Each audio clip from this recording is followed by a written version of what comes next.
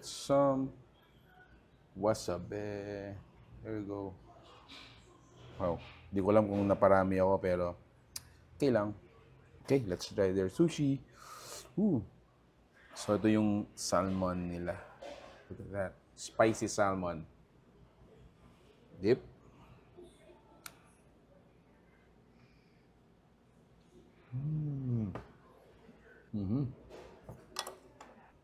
Wow.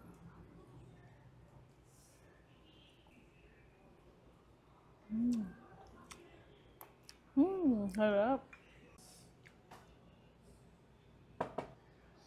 Yay! Kuha naman tayo ng isa. Ito. This one. Squid. What? Yum, yum.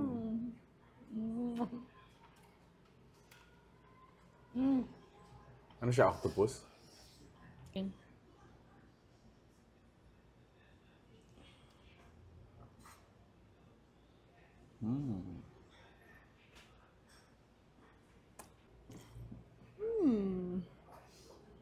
Wow. This one. Parang yung mukbang yung hindi nagsasalta yung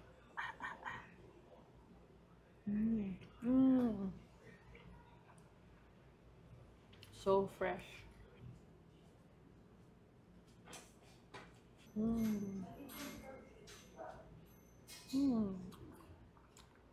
So, ano yung pinili mo? So, in front of me, ito yung kanilang sabasyo. Or in English, yun yung mackerel fish. Mackerel with salt, no? Yes. Salt. Sa'yo naman ay? Sa akin ay pork cheese katsu bento. Yan! Perfect! So, ayun, ito yung sinasabi namin sa inyo guys na you should actually try dining in. So, imagine for this complete meal ay 300 pesos lang. Pero you got to taste a taste of Japanese, no? Meron silang 1, 2, 3, 4 side dishes na napaka-healthy and sarap. Okay. Additionally guys, yung isa sa bento na pinrepare nila sa atin is yung ebi tempura or yung shrimp tempura naman. Okay, let's try them. Taste. Cheers. Cheers. Cheers.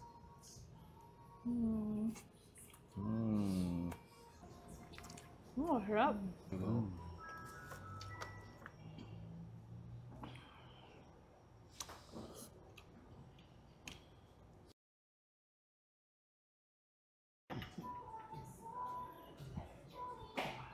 Okay na Alright. yan.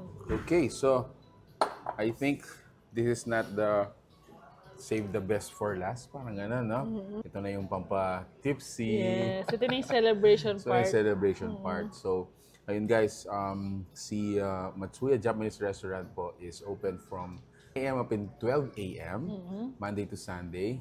And take note po, again, yung pong mga bento promo nila are available from 10 a.m. up until 4 p.m. only. And that is Monday to Friday. So, what can you say about the place, Mama?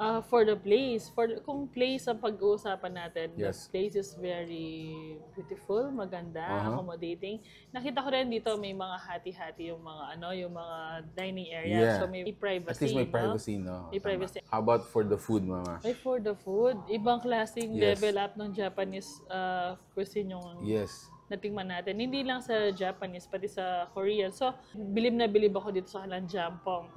Na talagang napakalasa, napakalaman. Yan, at Malaman, no? malaman at marami. Meron pa pala, mura. Oh, yeah. No? I think reasonable is the word. Reasonable, affordable. I mean, for the price, for the taste, for the quality of the food. Yeah. Anong Oh, yeah. enjoy So, mo? I think I can agree with what you said. The place is so Japanese vibe talaga, no? And then the food is so quality. I mean, high in quality.